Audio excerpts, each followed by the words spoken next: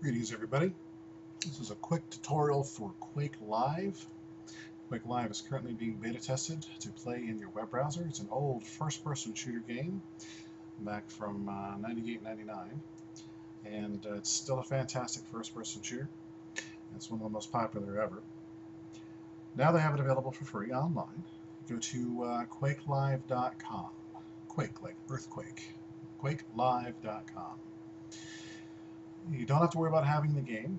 You can actually just install the little applet. It runs right in your browser. It's fantastic. Absolutely love it. Now, for those of you that like to play, after you do get it installed and get your profile set up, I'm going to go through a little tutorial here for you. This is the main screen where you'll see thumbnails of the different servers that are currently running. There is a slide bar here to see more. And as you see, they go zipping past. Different types of games you can play. You don't have to play this with multiple people if you choose to play it by yourself.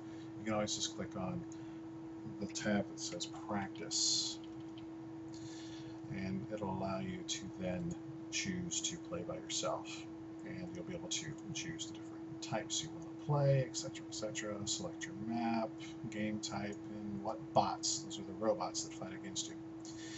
Now, what I want to show for those who are ready to go, I want to give you a quick tutorial here. As you see here, my screen name is ThoughtCrime114. Those of you familiar with the prothink.org administrators will recognize that name. Go to, first and foremost, edit my profile. I suggest that we put here, you don't have to put your name and your location information here. However, I would suggest that you put a clan tag. Clan tag I have chosen is asterisk, capital N, capital S, asterisk. I do not have to explain what that means to those of you that, well, speak to me often. Next selection is going to be going to game settings. I'll zoom out a bit for this. On this main screen, this is for the character. It allows you to choose your avatar. By clicking on a different thumbnail, it'll choose a different avatar. This is what your enemy will see on the screen that represents you. Choose what you like. I personally am going with Eureka right now, just because I happen to like the skin. Next thing we're going to select is going to be controls. This is very important. By the way, your skin does not affect your gameplay whatsoever. Key bindings. Now, as we see here, we have a virtual keyboard. The keys that are highlighted are the ones that are actually being used in the game. The only ones that I actually do use are A, S, D, F, and the spacebar, and the F3. F3 is not key bound to anything because it's a mandatory key to ready yourself once you log into a game at the beginning of a match. So if you log into a game that's already progressed, you won't have to worry about hitting F3 to ready yourself. You just play. After that match is over and you decide to hang out in that server and play again, it'll then ask you to hit F3 to ready yourself, let everyone else know that you're ready to play. All the other keys you need to worry about are ASDF and spacebar. It comes default WASD. I don't really care for that key configuration, and I'll explain why. I have, as you see above in the menu, have forward, back, left, and right movement keys. Left and right movement keys are for strafing. That's sidestepping, not turning. You use the mouse to turn your character's head. You don't actually use the keyboard to turn your character. What you do to assign a key is you click on the space, see the line here, the little light gray line, and then you're able to then select the key you want. So you click on it with your mouse, and then you hit the key on the appropriate spot, and that's where you want it to assign. Now, the only ones you need to worry about again are just these three. These four. ASDF, I have D as my move forward, S as my move backwards. I have my move left and move right on the A and the F. Now, how do I lay my hand on the keyboard? It's very simple. I take my pinky and I put it on the A, and all my other fingers fall in line accordingly. A, S, D, F. Pinky, ring finger, middle finger, forefinger. This allows my thumb to naturally rest on the spacebar. This is a very comfortable position for my hand. Keeps me from having to bind my hand up on a little tiny key configuration or having to use the arrow keys like many computer games want you to.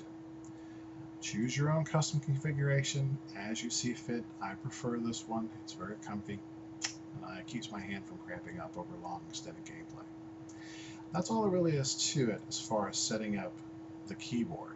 Now, we're going to move on to mouse. And I would suggest the only thing you really mess with here is mouse sensitivity. I have mine nearly at max. I suggest it at very high setting, if not max. That way you can quickly move your mouse on the screen, and having the ability to turn quickly is crucial in this game. You'll get used to the squirreliness after a while.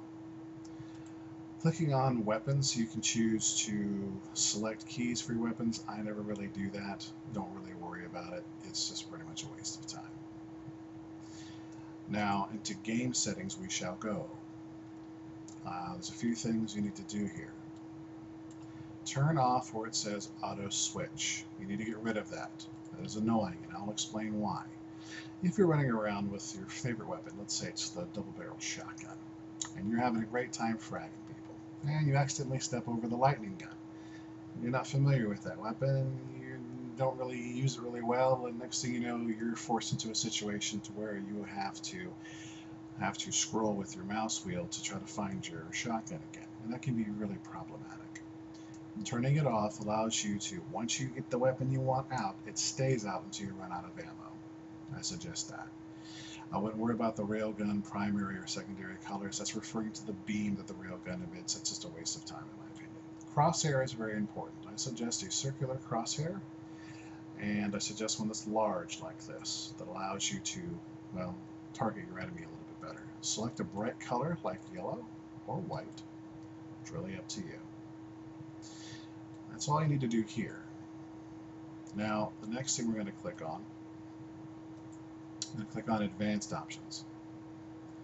And this is pretty much the last thing you need to really mess with. Field of view. Normally it's set dead center at about 90 degrees. I suggest that you jack it all the way up. And the reason why, having a wider field of view allows you to see your enemy before they see you. It gives you more of a perspective of what's actually around you, almost giving you peripheral vision again, because once you're playing a first-person shooter, your vision is limited only to what is displayed on the screen, and they can tend to give certain people tunnel vision. I suggest jacking it up to give you more of a realistic point of view. It'll look distorted for those of you that are not used to seeing it, that have actually played first-person shooters before, but eventually that distortion will kind of go away. You will eventually no longer notice it. I suggest that. For those of you that would take up my invite to actually play, I look forward to actually playing with you. Again, my online name there is ThoughtCrime114. I'll put up a quick little demonstration of me actually playing the game that I'll frap and post that so you know what to expect. All right, thank you.